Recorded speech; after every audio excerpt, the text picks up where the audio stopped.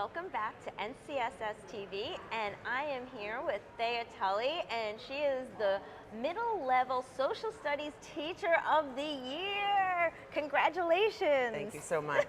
I'm very excited. So this is huge. This is a great honor.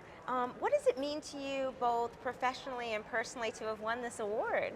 Well, on a personal level, my parents passed away 2 years ago, and they were both educators. So personally, my dad was superintendent, long-term superintendent, and my mom was a home ec teacher, a dying art, but I think I should bring it back.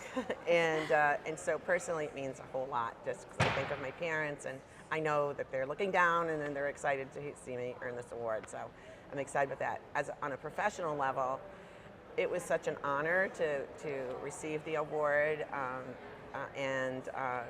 I actually was home at the time when I received it, and I said, "Oh my goodness, I couldn't believe it." It was exciting, and my whole school district's all supportive, and my colleagues, everyone's like, "Congratulations," and it's exciting. And I've shared it with my kids, so it's fun to know. Oh, they must be so proud. Yeah, I got a couple emails from kids. They're saying, "Mrs. Tully," and like, "Hi, here, you're my teacher this year." No. I don't know if that changes their behavior, but that's right, but it's impressive. Yeah. So, how is your involvement with the NCSS and attending these conferences? How does that shape your perspective when you teach? How has that influenced it? So, I think any conference you go to, it's like a shot in the arm of excitement, new ideas. When I was at the conference, the 2 years it was virtual, I learned so much about Indigenous people that I didn't know before. And, it was eye-opening besides the stuff that I used to teach history, now I'm teaching civics.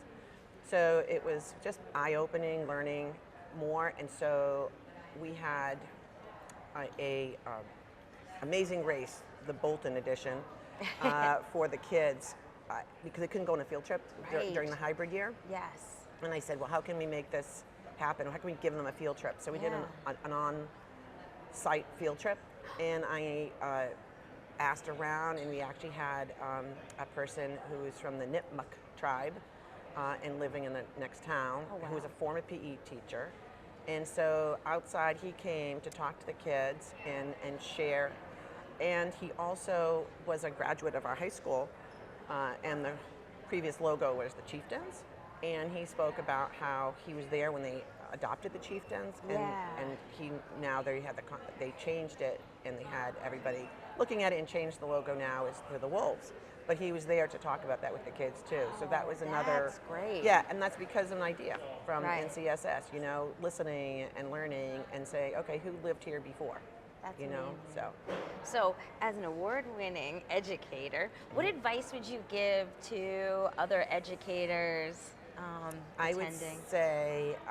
I would say reach out to people, because I think I was in line yesterday waiting for a signature from Doris Kearns Goodwin, and there wasn't anybody I knew right around me, and so I started talking to the woman next to me, and she was talking about how she uses technology called Nearpod, and I said, we just got a district, freebie to try it out. Oh, wow. And so she said,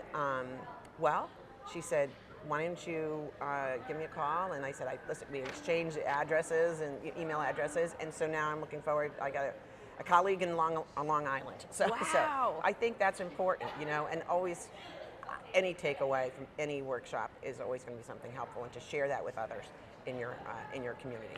That's amazing. Well, congratulations again. Thank you. It was so great interviewing. Thank you so kindly. Have a great conference. Thank you. Take care.